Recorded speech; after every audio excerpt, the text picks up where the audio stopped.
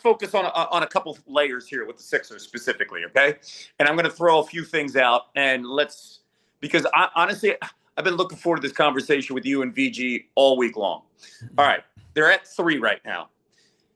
Potentially, VJ Edgecome is the most athletic type of player that you can get, the best finisher in this draft, plays defense, understands concepts, great transition player if you're going to run, right?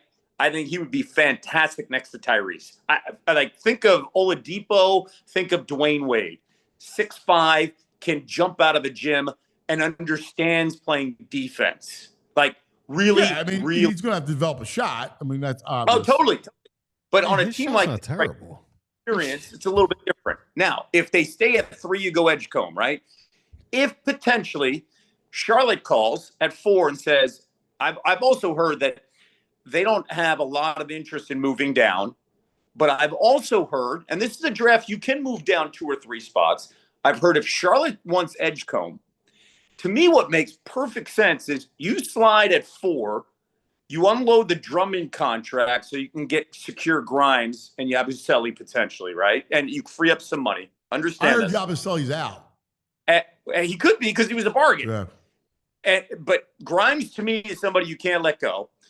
You slide down to 4, and then to me, you get the best shooter in the entire draft, and that's Trey Johnson.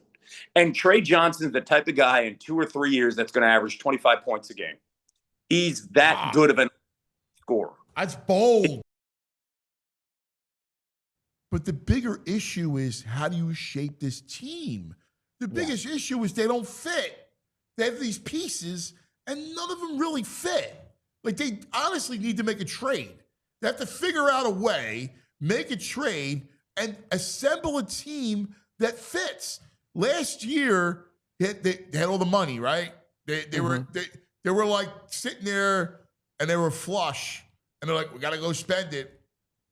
And they put together a team that didn't fit. It was too old, missed on a bunch of old free agents, go give all the money to Paul George.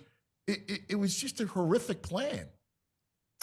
Yeah, and to your point, what's the next, like, Morey, the reason Morey was successful in Houston was because he figured out, he was ahead of the curve. He figured out that, okay, the 3 is where this is all going, and we can kind of ride that wave a little bit. We can get ahead of other teams by chucking up a bunch of threes and having Harden generate free throws and foul shots and points.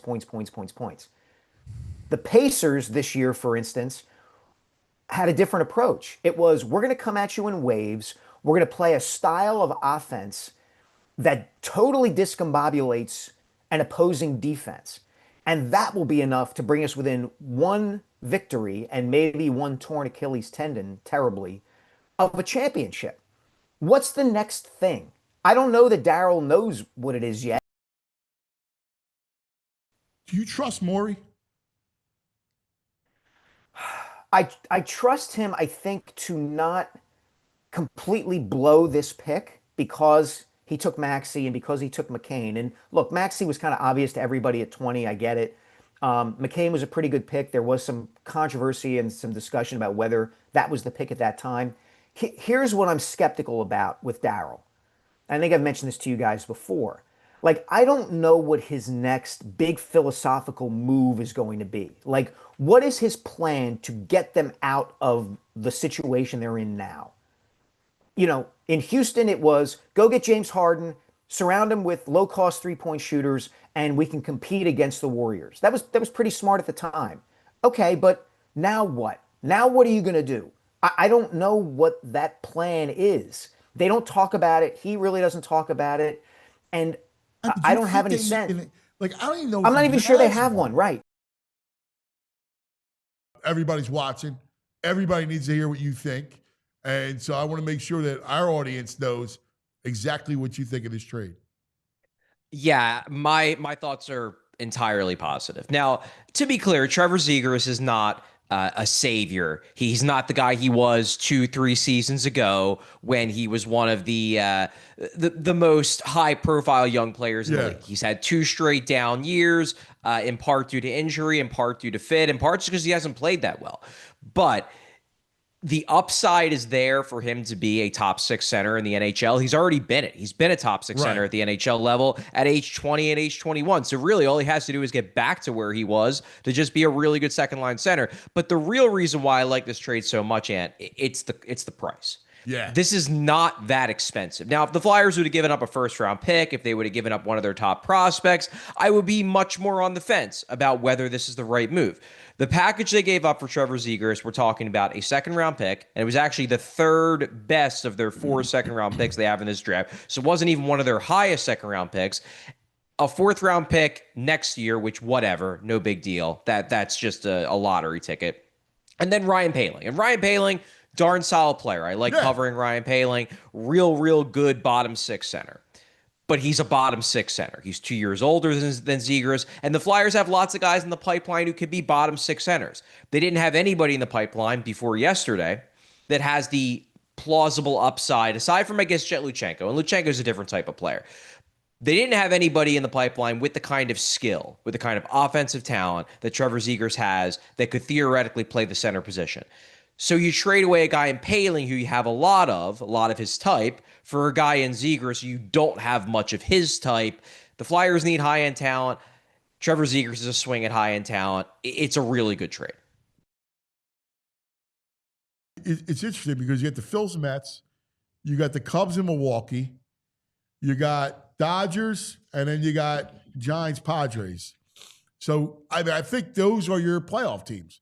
I mean, I know Arizona's still alive, and you know they have a pretty good lineup, but I think that grouping is kind of what you're looking at, and you know the Cards maybe. I mean, Arizona just doesn't have the pitching. The Cards actually are playing pretty well. They're right there. Where's Cincinnati on that list? Dude, they don't have the pitching. Yeah. They don't have pitching. Cardinals have hung. You never know, man. Philly's got to stay healthy. To me, we talk about, getting a reliever, and they need to get a reliever, but I still think their number one need is good health. Get Harper back. You need good health in that rotation. How would you rank the lineups of these teams? Because a little bit similar with the rotation. Yeah. Against everybody. Look at the lineups. How would you look if I give you the grouping of those 7 teams? In some ways, I think the Mets are similar to the Phillies. There's a little bit of a drop off after the middle. Top heavy, yeah. Yeah. The Dodgers would be one. I mean, the Dodgers, when healthy, are dynamic. Cubs, 2.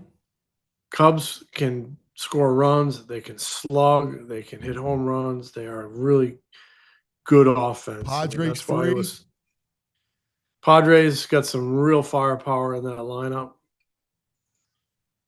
Phillies, man, they're streaky though. They can go crazy and give you 10 games I would put the Phillies next. Scoring 6 runs. I would put the Phillies next, then the Giants, then Mets, then Milwaukee. Again, rotation. The reason why I love this team is because of the rotation. You're gonna have like a $200 million pitcher be your 5th starter when he comes back. I mean, and I'm fine with that. Like, it's not an insult. Like when I said this to you a couple times, and we talked about it with Brazier on Friday. They're this aces are better than the other aces. It feels like it because you had 4. Now it feels like you got 5, possibly 6 coming. Well, and if you're going to go match them up, I mean, Doc and Wheeler cancel each other out. Right. Lee and Luzardo cancel each other out.